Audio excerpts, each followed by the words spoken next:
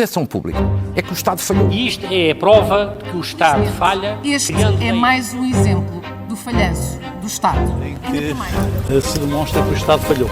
Significa que o Estado falhou e continua a falhar. Viva! Deixe-me começar por contar uma pequena história. Uma pessoa muito próxima de mim estreou-se há poucos anos num governo, depois de vários anos a trabalhar no setor privado. Num desses primeiros dias, meses, confidenciou-me que estava com um problema. Não era só a quantidade imensa de papel que ainda existia no Ministério, ou a quantidade de pequenas decisões que ainda eram tomadas à moda antiga, assinatura a assinatura. O que mais a chocava era que até para comprar um pequeno equipamento de trabalho, uma simples máquina fotográfica, ao caso, tinha demorado, ou iria demorar, meses a conseguir desempatar. À volta dela, computadores velhos, sistemas ineficientes, processos difíceis e morosos. Seja bem-vindo ao Porque Falha o Estado, o podcast especial do Expresso onde conversamos, campanhas eleitorais à parte, sobre os problemas menos falados e, porventura, mais importantes, que fazem com que o Estado português tenha muito mais dificuldade em cumprir connosco do que desejaríamos. Uma frustração que, aposto, tem afastado cidadãos e políticos, eleitores e instituições, mas que, estou certo, deixa frustrados muitos dos políticos. Hoje venho falar-lhe do Estado em modo digital ou, tantas vezes, pré-digital que nos serve. Convidei para isso a atual Ministra da Juventude e Modernização, Margarida Balseiro Lopes, também ela, vinda do setor privado para o Estado, pela primeira vez, embora com vasta experiência no PSD. Olá Margarida e muito bem-vinda. Olá. E também a Luísa Ribeiro Lopes, presidente do Ponto.pt, entidade responsável pela gestão dos domínios de internet em Portugal, e é advogada de formação, mas gosta de dizer que tem carreira nas tecnologias, vencendo preconceitos que continuam difíceis de ultrapassar. Olá Luísa, muito bem-vinda.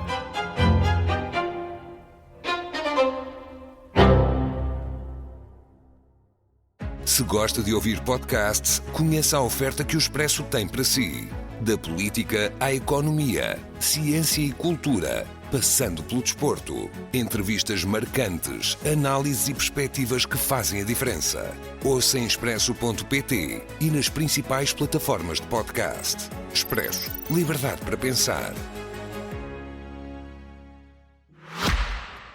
Margarida, começo por ti e por te perguntar assim. Ainda encontraste papel nos ministérios? Pouco. Encontrei pouco. E talvez seja mais fácil demonstrar em que é que hoje em dia nós temos menos papel.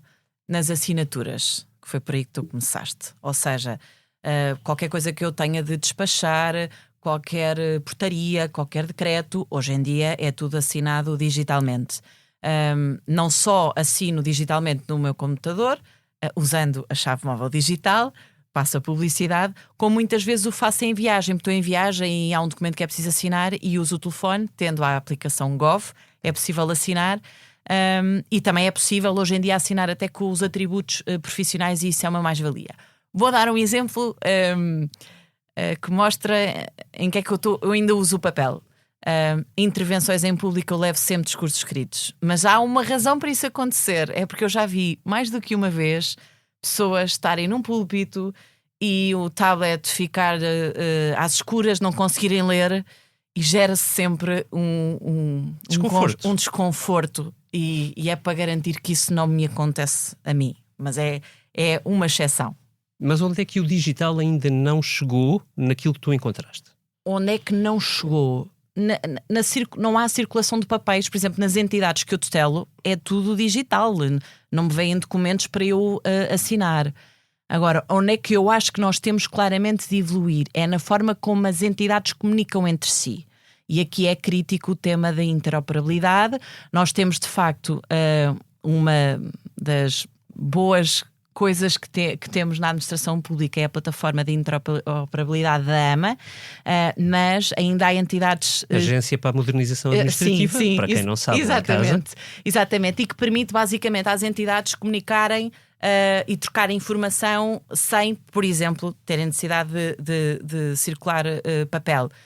E que, outro exemplo concreto de porque é que isto é importante, para não pedirem ao cidadão documentos que o Estado já tem em seu poder. E, portanto, é uma das apostas que nós temos claramente de continuar a fazer. Já lá vamos a esse roadmap, que aliás foi apresentado pelo próprio Governo aqui há poucos meses. Mas, Luísa, isto visto de quem está com um pé dentro e outro fora, muitas vezes, do Estado, digo eu, qual é o retrato que faz? Eu acho que todos nós estamos sempre com um pé dentro, porque somos cidadãos e cidadãs e devemos exercer a nossa cidadania de forma completa e, portanto, estar dentro. Eu tenho tido a sorte de estar muitas vezes dentro e até trouxe aqui o Livro Verde para a Sociedade da Informação, que foi o primeiro documento político a falar sobre estas coisas do e esse digital. foi publicado no ano de 97 e foi o primeiro documento político em António que Guterres, esteve em consulta António pública na internet. Isto era um visionário, Mariano Gago. E eu fazia parte da missão para a Sociedade da Informação e, portanto, conheço bem aquilo que já na altura se falava como sendo o maior desafio da administração pública, que era a interoperabilidade dos sistemas. Esse é um belo ponto de partida para esta conversa. É um belo ponto de partida. Depois disso, também tive a sorte de estar no plano de ação para a transição digital, na construção de uma proposta de estratégia para o digital, agora na construção da Estratégia Nacional Digital, que foi aprovada em dezembro do ano passado. Portanto, tenho estado sempre com algum pé dentro, nem que seja pelo interesse que tenho nestas áreas. Dito isto, o que é que me parece? Acho que o Estado está muito melhor do que aquilo que parece no que diz respeito ao digital. Isto é uma coisa boa, porque temos aqui um tema que estamos todos de acordo, é que a transformação digital e a modernização servem o cidadão e a cidadã, gosto sempre de dizer das duas formas porque a linguagem não é neutra, e estamos de acordo, podemos fazer coisas de forma diferente para atingir o mesmo fim. E isso sim... ou para atingir de forma mais eficiente, porventura. O fim último no digital e na modernização é melhorar a vida das empresas, mas sobretudo das pessoas, porque são as pessoas que fazem a sociedade. E esse fim acho que partilhamos, e já falámos muitas vezes as duas sobre esse assunto, portanto partilhamos. A forma de atingir esse fim, de uma forma às vezes com mais Estado ou com menos Estado, mais social, mais económica, é que pode ser um bocadinho diferente. Vou virar até à Margarida para tentar perguntar isto desta maneira. Eu vou fazer um pré-aviso, talvez isto faça para soar injusto, mas é para perceberem onde é que eu quero chegar. Nós andamos todos com telemóveis, porventura uma boa parte dos que nos estão a ouvir neste momento estão a ouvir-nos através de um telemóvel. Qualquer serviço que nós queiramos comprar, nós vamos comprar com um clique naquele telemóvel. Porém, no Estado as coisas não são exatamente assim. Se é preciso alguém requerer um apoio social que possa ter direito, essa pessoa tem que preencher N requerimentos, N formulários, tem que falar muitas vezes com vários departamentos. Enfim, eu podia usar vários exemplos bastante concretos, mas Margarida, quão longe estamos nós de tornar o Estado ou de aproximar o Estado do grau de eficiência que a tecnologia no privado já nos garante? Eu acho que é importante começar por saber o ponto de partida. E eu não consigo decidir sem dados. E como é que Portugal se posiciona? Em 12º lugar no que diz respeito aos serviços públicos que disponibiliza aos cidadãos de forma digital. Mas no que diz respeito às empresas já é o 20º. Pronto. E portanto, o que é que nós temos de fazer? Nós temos de começar às vezes por fazer o óbvio. Exemplo, mas que vai ao encontro daquilo que dizias. Desde 2014 que o Estado diz na lei o seguinte: o Estado não pode pedir ao cidadão documentos que o Estado tem a seu poder. Isto não é cumprido. Exemplo claro, empresas que se candidatam a concursos públicos. E sei que muito recentemente também houve até um programa sobre o tema da contratação. Estas empresas têm de apresentar os chamados documentos de habilitação. E têm, aliás, de se ganharem esses contratos, depois, até para poderem receber, têm de ir apresentando. Estamos a falar, têm de dizer ao Estado que não deve dinheiro à autoridade tributária, que não deve à segurança social, em alguns casos registro criminal, enfim, um conjunto de obrigações. Todos documentos que o Estado tem a seu poder. E, portanto, voltando ao tema da interoperabilidade, dentro de muito pouco tempo, através do reforço de uma ferramenta que já existe, que é a Plataforma Nacional de Fornecedores do Estado, vai ser possível ao Estado cumprir a lei, que é empresas que se candidatam ou que ganhem concursos para ou venderem serviços ou venderem bens ao Estado, não terem de apresentar estes documentos. É uma coisa muito simples, mas tem um impacto brutal na vida das pessoas, na vida das empresas. E já agora, quando nós tantas vezes falamos da necessidade de melhorar a nossa competitividade, também se faz destes pequenos gestos. Luísa, que mais pequenos gestos? Quão longe estamos nós? O setor privado percebo o ranking, mas os rankings aqui dão-nos uma ilusão um bocadinho diferente da realidade. Nós, cidadãos, sabemos quão fácil é lidar com muitos serviços que são prestados por entidades privadas. Quão longe estamos nós? E até que ponto é que a aceleração, que é muito rápida quando as empresas privadas têm capacidade de investir, e evidentemente isto não acontece em todas as empresas portuguesas, eu sei, mas os nossos telemóveis não são feitos em Portugal e, portanto, os serviços dos Estados Unidos ou de outro país qualquer chegam-nos aqui com a mesma facilidade. Qual é o risco do Estado perder aqui comboio? A questão da soberania digital da Europa e de Portugal também é um tema bastante interessante, mas ainda há a questão que o Dinis me colocou. Nós não estamos assim tão longe. Eu não quero também estar só a falar de rankings, mas se não tivermos dados concretos para podermos agir, nós não agimos em conformidade. E é bom também sabermos os nossos pontos de partida. Portugal estava em 22º lugar em 2017, quando começou a ser avaliada o índice de digitalização da economia e da sociedade, e neste momento está em 14º lugar.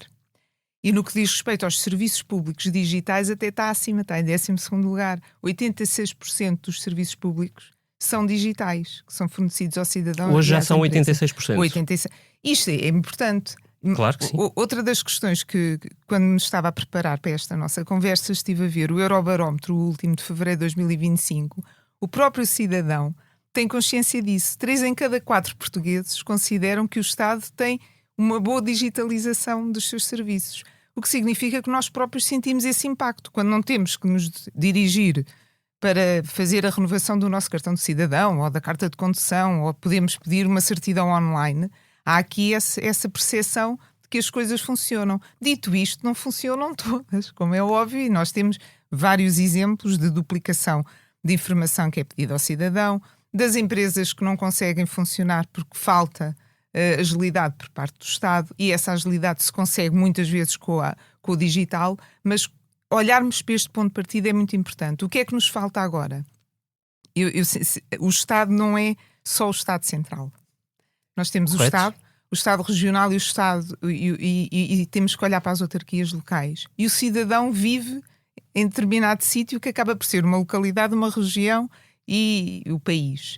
E às vezes consegue mais facilmente encontrar um serviço digital do próprio Estado central, como a renovação do cartão de cidadão, mas depois, junto da sua autarquia local ou junto da sua região, não consegue. E esta parte é muito importante. Com coisas que têm muito impacto, na sua vida do dia a dia. Exato. E esse aspecto, portanto, esta percentagem de quase 30% ou 20 e tal por cento de serviços que ainda não estão digitalizados e que ainda não estão para o cidadão, é porventura aqueles que se calhar lhes fazem mais falta. Por outro lado, e há aqui uma questão que eu gosto sempre de levantar, tem a ver com a capacidade ou a competência que o cidadão tem para aceder aos serviços digitais do Estado. Nós podemos ter um Estado todo digital. Se o cidadão não souber utilizar, não nos vale nada. Não temos uma sociedade que esteja a funcionar. E essa é uma preocupação muito grande que tem atravessado todos os governos, e que ainda bem que tem atravessado todos os governos e que devemos continuar a trabalhar todos nesse sentido, que é dar competências às pessoas. E a todas as pessoas, não são só aquelas que estão nas grandes cidades. Em Lisboa, Porto e Coimbra, porventura, Aveiro, que também é uma sociedade com um índice de digitalização grande em termos de competências digitais, mas depois olhar para o resto do país, e o resto do país é muito importante porque nós podemos, com o digital, em vez de estar a melhorar a vida das pessoas, estamos a criar maiores desigualdades. E isso aí é onde o Estado, enquanto entidade que deve servir todos e todas, deve-se preocupar. E esse é um problema sério das desigualdades que se podem criar, aliás, até dentro dos mesmos espaços geográficos, consoante condições sociais, esse problema coloca-se da mesma forma, precisamente. A Margarida falava-me há bocadinho de dificuldade de comunicação entre organismos de ministérios diferentes, por exemplo, ou de organismos diferentes do Estado, para dizer de forma mais lata. Eu lembro-me de uma conversa com com um anterior Ministro da Saúde que se preocupava muito porque não havia sequer cruzamento de dados entre hospitais ou entre hospitais e centros de saúde. E aí estamos no mais básico dos básicos, que é cuidados de saúde dos portugueses. É certo que muito investimento tem sido feito, algum está em curso, o PRR tem sido um instrumento, ou é um instrumento valioso desse ponto de vista, mas perguntava-te, Margarida, desse ponto de vista, o que é que está a ser feito e o que é preciso desbloquear para que as coisas possam funcionar de uma maneira um pouco mais eficaz? Bem, em primeiro lugar, é novamente necessário termos noção qual é que é o ponto de partida, porque há muitos serviços que existem para o cidadão de forma digital que o cidadão não sabe que existe, e não é apenas por causa o tema da competência é crítico, mas porque há mais de 1250 portais na administração pública. Ora bem, o cidadão porque tem de saber... as coisas foram feitas desconcentradamente. Completamente. Ou seja, cada ministério pensou da sua maneira, cada organismo da sua maneira. E, portanto, para cada ideia dá a ideia de que precisavam de mais do que um site, porque 164 entidades da administração pública conseguiram criar mais de 1250 portais. E isto é um problema grande, porque o cidadão depois não sabe como é que deve tratar, como é que deve resolver os seus assuntos. Naturalmente que o tema das competências é muito importante, porque hoje em dia é possível renovar a carta de condução de forma online. Quem sabe e quem não sabe. Hoje em dia nós temos a obrigação de tirar partido da tecnologia para criar respostas para que a tecnologia consiga humanizar a forma como nós prestamos os serviços públicos. Nós temos desde dezembro no gov.pt uma assistente virtual que responde sobre mais de 2.300 serviços públicos e que permite a alguém, por exemplo, o meu pai, e porque é sempre bom nós termos noção de casos concretos que nos impelem a atuar, a agir, e que pode lá ir e que pode perguntar e que responde em 12 línguas diferentes. Tenho 76 anos e preciso renovar a carta de condução. O que é que eu preciso fazer? E a assistente diz-lhe exatamente que passinhos é que tem de seguir. E nós temos de fazer isso. Em segundo lugar, todas essas entidades da administração pública estão em áreas governativas diferentes e é muito importante a cultura de só há um Estado. É irrelevante a área governativa e qual é que é a entidade. E é muito importante o modelo de governo. Ou seja, de haver um compromisso ao mais alto nível com esta orientação. Desde julho que há conselhos de ministros especificamente para a transição digital e para a modernização. Porquê? Porque isto não pode estar como sempre esteve e bem, isso tem de ser continuado ao nível das entidades da administração pública, que tem o nome de CDAP, Conselho para o Digital na Administração Pública, porque tem até um conselho consultivo. E a Luísa Ribeiro Lopes é uma das nossas especialistas que integra o Conselho para o Digital na Administração Pública, mas que tem de todas as áreas governativas pelo menos uma entidade que procura alinhar precisamente de que forma é que, por exemplo, esta transformação digital que as entidades têm de fazer é feita no sentido correto. Mas depois também tem de haver, ao nível político, um alinhamento, não é? E continuidade, Margarida. Ou seja, aliás, a Luísa também nos pode ajudar neste campo, porque tem vindo a estar presente em órgãos deste tipo e em nomeações de governos de cores diferentes. Neste campo, aquela velha dicotomia entre esquerda e direita, do governo que sucede e que muda, tem conseguido ser ultrapassada? Ou seja, a continuidade tem sido garantida? Sim, não vejo disrupções. Acho que depois poderá haver, mas se calhar até mais do que partidos, tem a ver com as pessoas, maior capacidade de execução, porque nós definimos estratégias, planos de ação, que são importantes, mas não são mais importantes. O mais importante é fazer. Se não fizermos, são apenas intenções. Portanto, eu acho que em termos de objetivos não haverá grande diferença, talvez na forma como as coisas são executadas. Agora, não acredito, a estratégia digital que apresentámos em dezembro, independentemente dos resultados de eleições, eu acho que é uma estratégia perfeitamente alinhada. Tem 4 pilares: pessoas, Estado, administração pública, empresas e infraestruturas. E capacidade de investimento. Deixa-me virar aqui um bocadinho a conversa para a inteligência artificial, que é, enfim, um subcapítulo, mas porventura mais desafiante ainda, porque mais rápido, e nós sentimos isso no setor privado. A empresa onde nós estamos a falar É evidentemente um desafio, exige capacidade de investir, nem sempre as empresas têm essa capacidade de investir e ainda assim vê-se muito acelerada esse capítulo no setor privado, essa procura pelo menos. Dentro do Estado, exatamente em que ponto é que estamos? Só para virar, Luísa. Ok. Bom, já tivemos aqui o exemplo do assistente virtual, certo, que existe para dar apoio ao cidadão na utilização dos serviços públicos digitais. Tem sido muita utilização, já agora. Os primeiros 3 meses teve 47 mil conversas. Pode ser mais do que isto, como é evidente, sem princípio só. Bastante interessante. Temos, por exemplo, uma assistente virtual também para a chave móvel digital que foi desenvolvido no anterior governo e que fez crescer em mais de 10 mil o número de chaves móveis digitais. Portanto, que hoje em dia são 4 milhões. 4 milhões, sim. Dados da semana passada. É, aliás, um dos projetos que é sempre apresentado na União Europeia como sendo um projeto de sucesso, e é um projeto português, portanto é sempre bom também olharmos para isto. Nós não estamos assim tão desalinhados, até estamos muito à frente no que diz respeito a alguns serviços públicos digitais, e a chave móvel digital é precisamente um desses projetos. Agora, em termos de inteligência artificial, o que é que temos que ter consciência?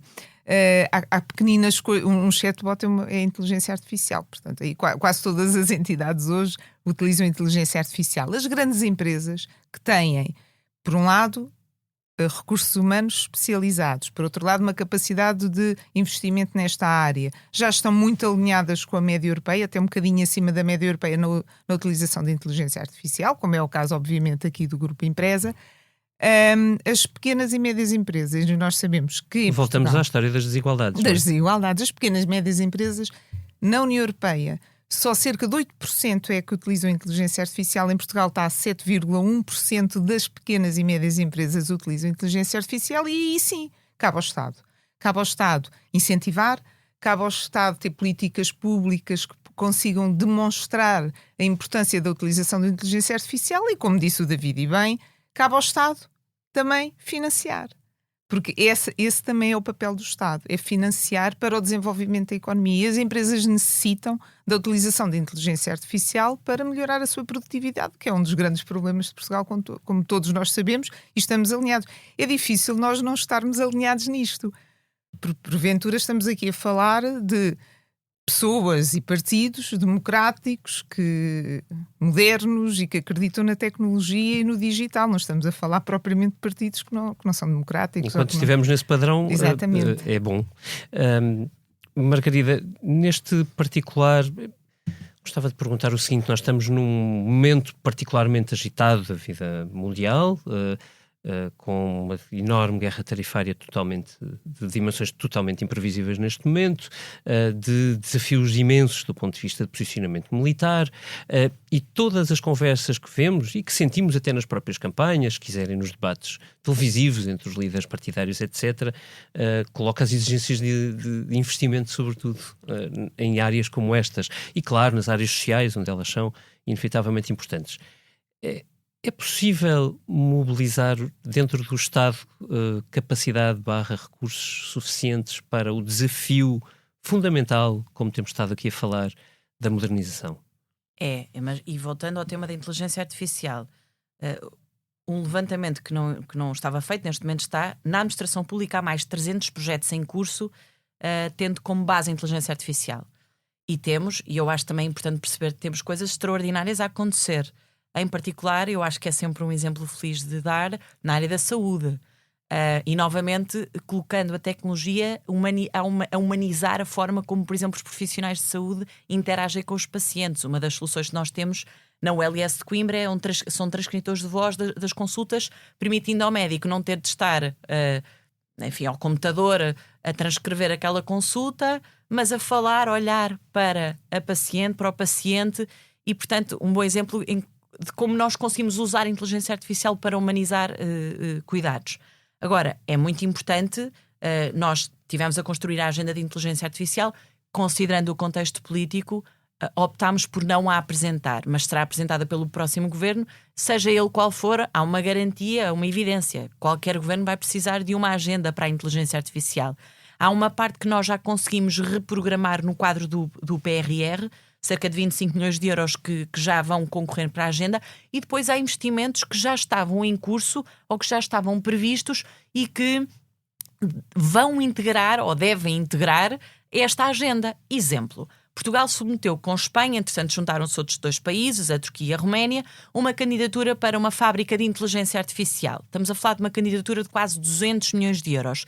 Como é evidente, este investimento, este projeto deve integrar, e aqui integrar no eixo, no pilar das infraestruturas, porque nós, para termos soluções de inteligência artificial, nós temos de ter infraestrutura, nós temos de ter capacidade, e a fábrica de inteligência artificial vai apoiar precisamente a nós conseguirmos cumprir este objetivo.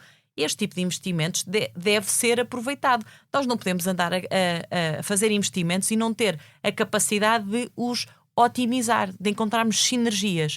E é possível fazê-lo também na área da inteligência artificial. Margarida, vais desculpar, eu sou pessimista de serviço, mas alguém tem que o ser. Nós vemos nas notícias, vão correndo, enfim, não é deste governo, evidentemente, não leves a peito, acontece sempre, mas problemas parecem pequenos, mas que são problemas que afetam a vida de toda a gente.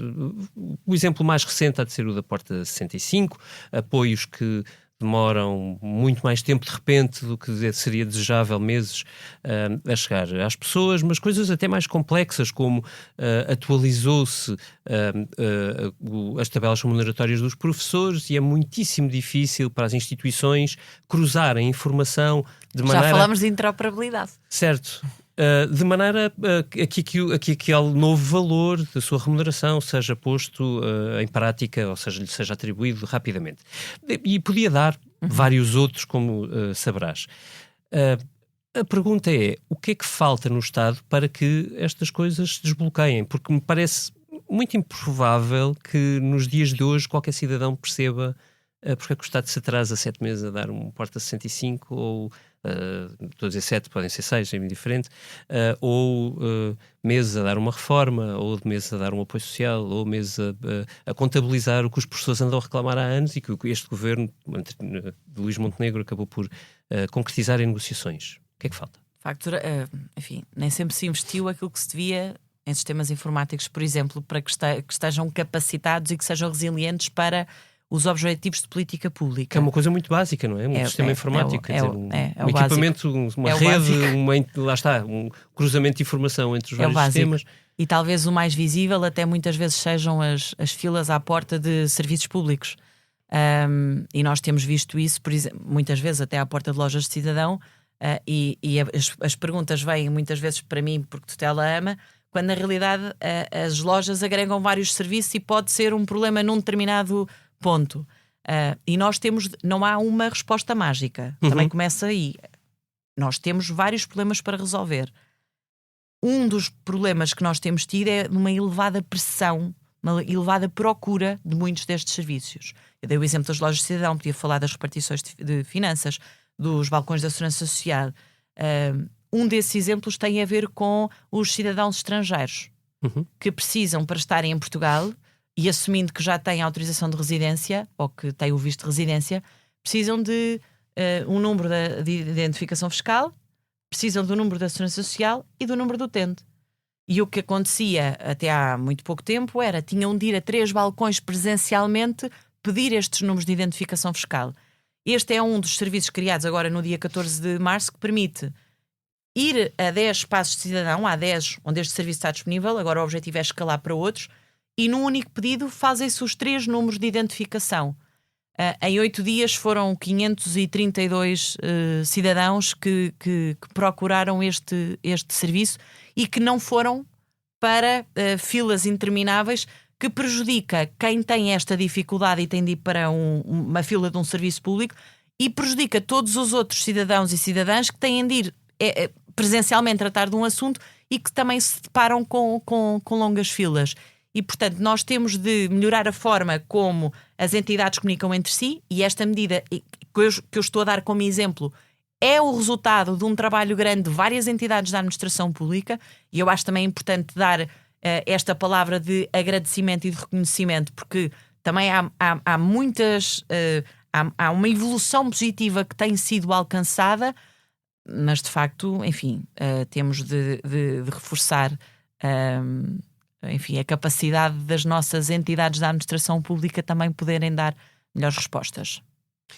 Luísa, já volto a si. Só ainda perguntar à Margarida, porque falavas de investimento e do PRR, e voltamos a ele, um instrumento excelente, mas vai acabar, ou seja, a linha do PRR daqui a 2 anos, sensivelmente, menos do que isso já terminará. A grande questão que se colocará no Estado português é depois disso, não é? E depois disso? Tem de continuar a investir. Nós não podemos estar dependentes, por exemplo, de fundos europeus ou de PRR para investir numa área crítica como é a cibersegurança. Certo.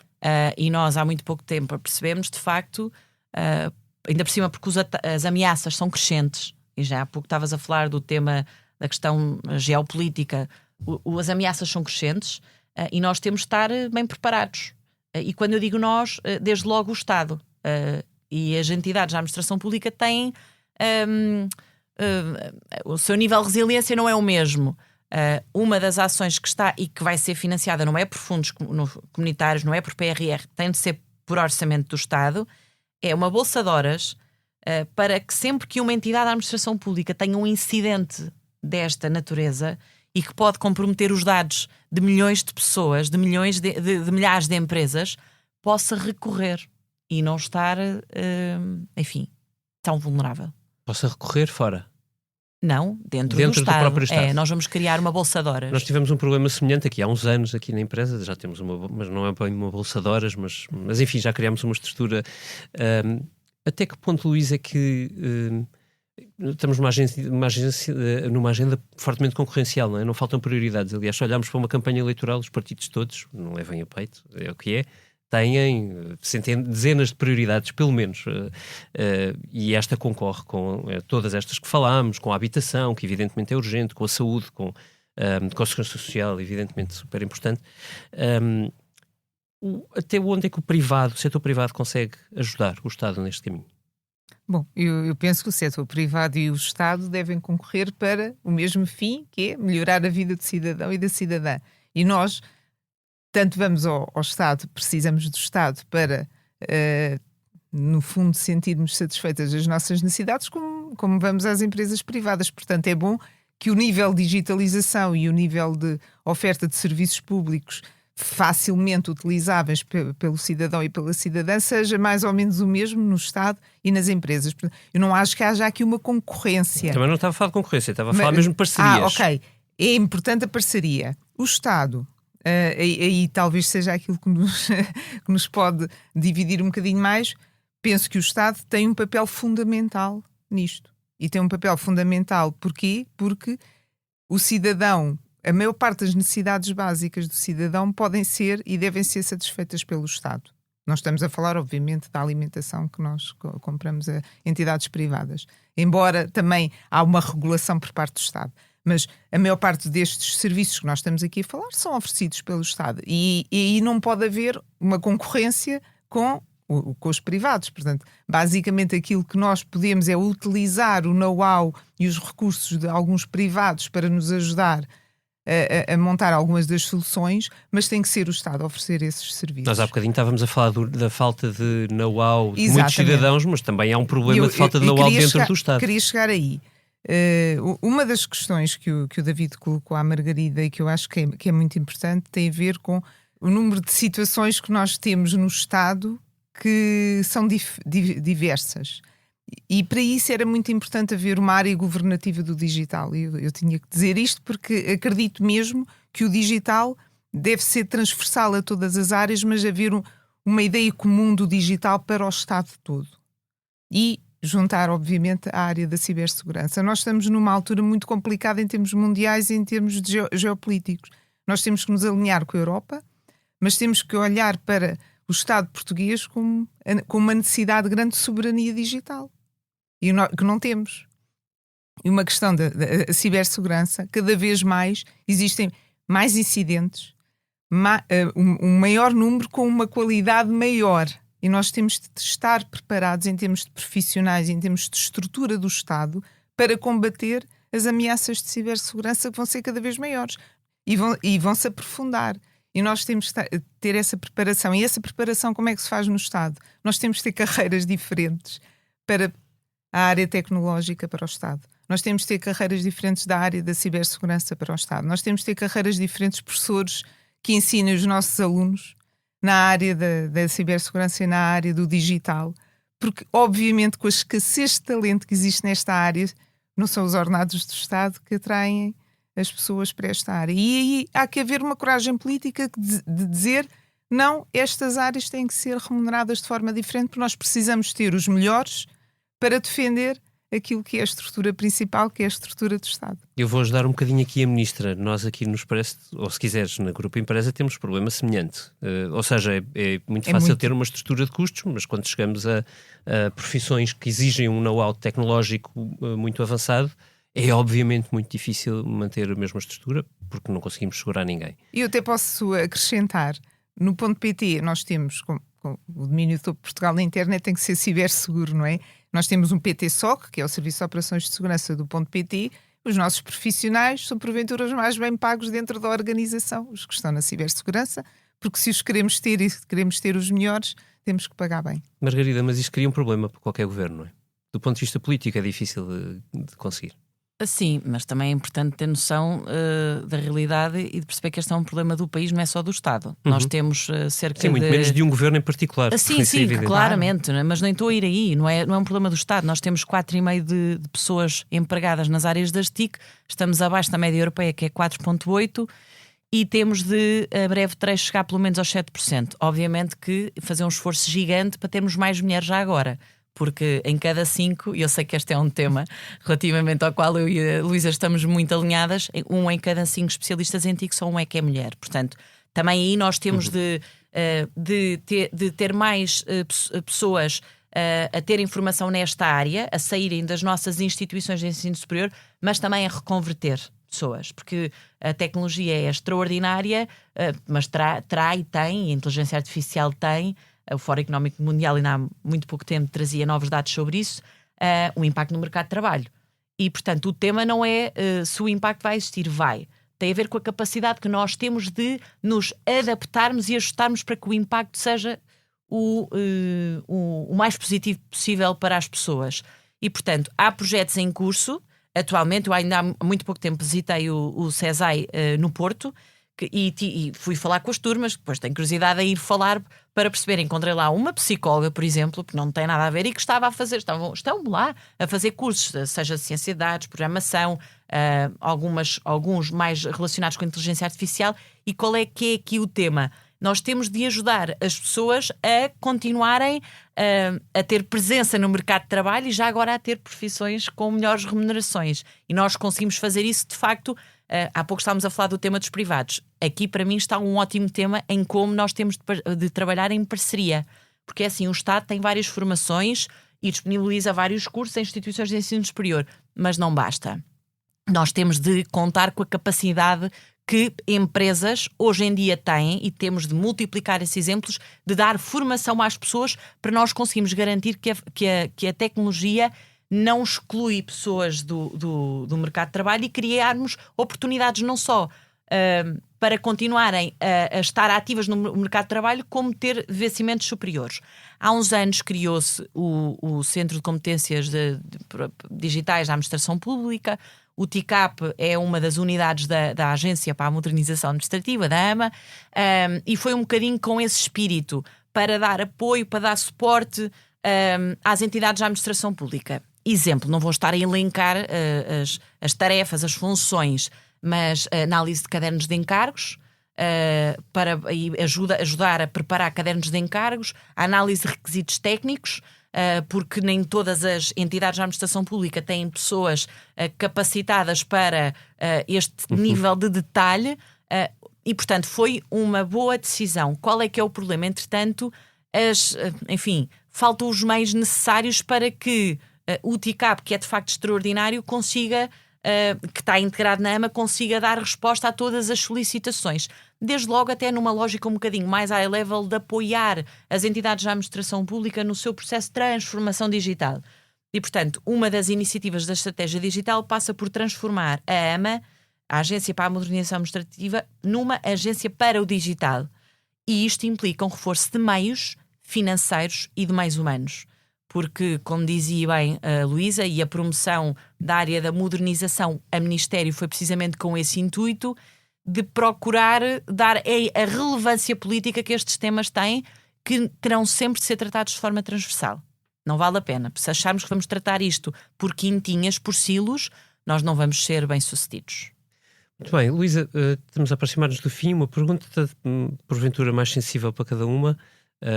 Podem trocar bolas, claro. Luísa, falava-me da sua preocupação com as desigualdades que se podem gerar nestes processos. Parece-me ser bem real.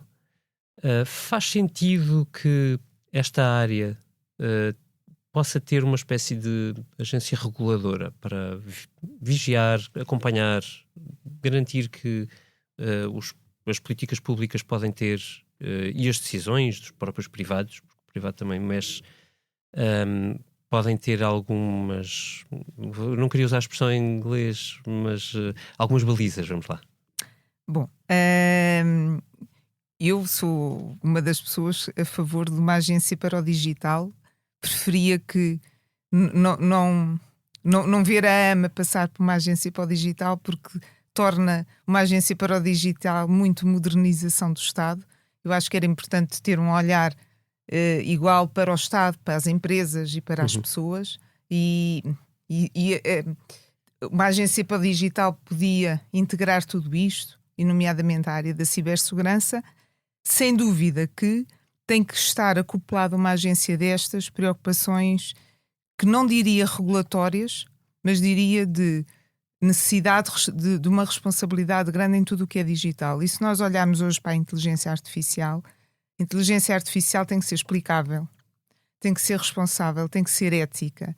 E caberá a uma agência ou a uma unidade que esteja junto dessa agência, mas que seja multiparticipativa, que consiga responder a todas as exigências de toda a sociedade, de todos os interesses, de todos aqueles que fazem parte e que são objeto de tudo que hoje é utilizável. Temos visto bem os perigos, por isso eu perguntava. Pois, exatamente. E esses perigos são reais.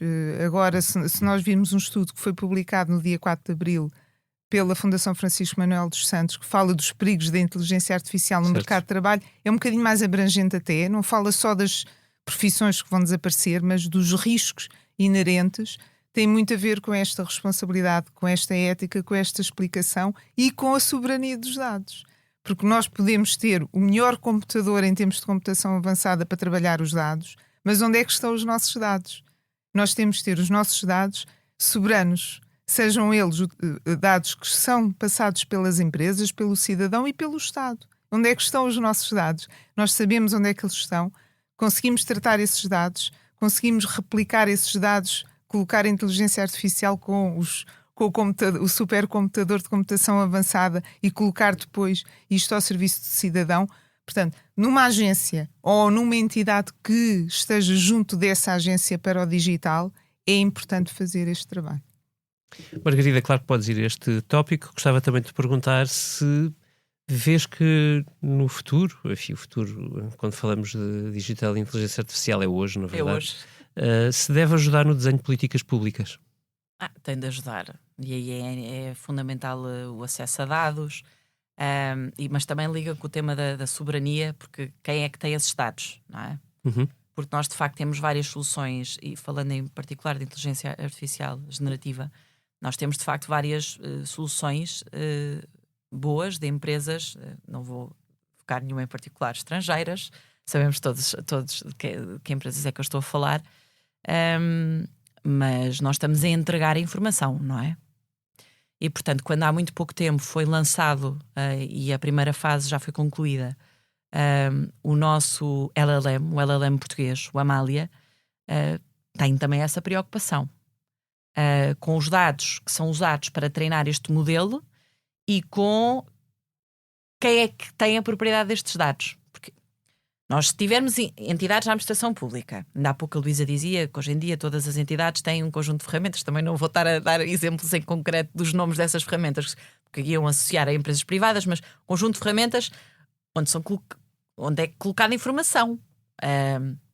E informação que pode ser informação de cidadãos e de cidadãs. Portanto, nós, ao desenvolvermos pela ciência portuguesa, são só entidades portuguesas e só entidades públicas. Um LLM vai permitir gerar um conjunto de soluções que podem ser usadas pelas entidades da administração pública e com várias aplicações possíveis. Uma das aplicações passa por muitos desses chatbots que a Luísa fazia referência. Nós conseguimos ter internamente uma solução que nos poupe recursos e que já agora nos garanta maior segurança na proteção desses dados, não é? E em segundo lugar, gerar soluções, porque a pergunta há pouco era na lógica das desigualdades, tirar partido da tecnologia para reduzir desigualdades. Nós conseguimos usar o Amália para ter, e é esse o objetivo, um tutor educativo. Os pais com recursos financeiros já conseguem pagar explicadores aos seus filhos. O problema são os outros, são as outras crianças que podem ter uma dificuldade aqui ou ali na matemática ou no português e que ficam dependentes se os pais têm a disponibilidade financeira para esse apoio adicional que podem precisar. Se nós conseguimos, de facto, desenvolver, como é a nossa intenção, este tutor educativo, nós conseguimos utilizar a tecnologia para reduzir desigualdades. E, portanto, eu acho que tem de ser sempre essa a nossa preocupação.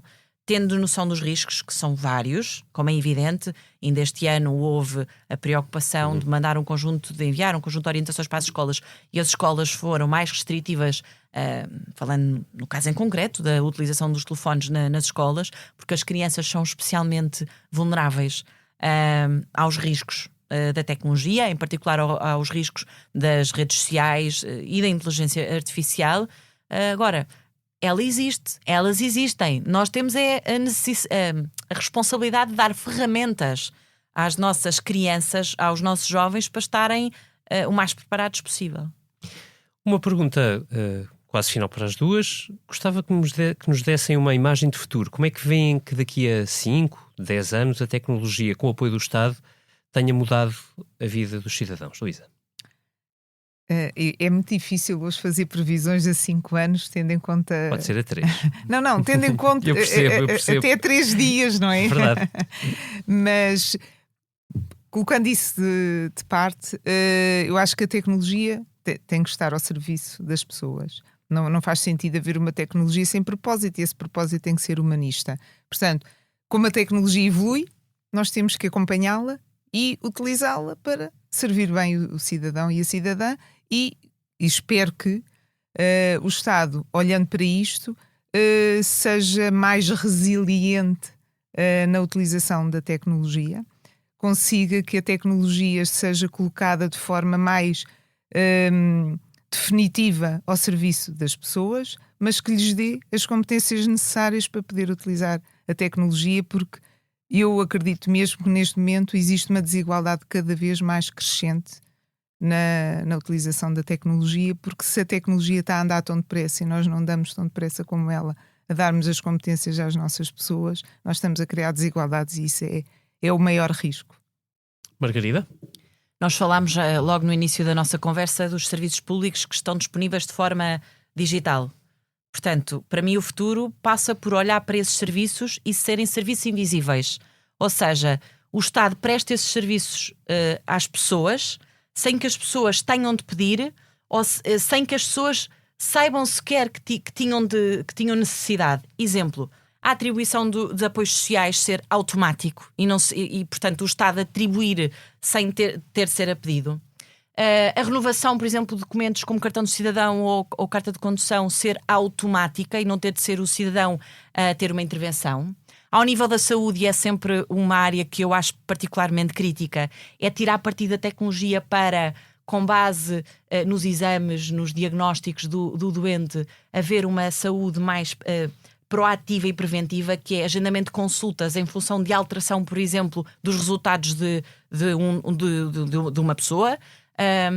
Voltando ao tutor educativo às necessidades, é de usarmos a tecnologia para um aluno que tenha algumas negativas de lhe ser atribuído esse tutor educativo sem que tenha de andar ali durante N meses sem nenhum apoio ou sem que alguém repare que aquela criança precisa de um apoio adicional.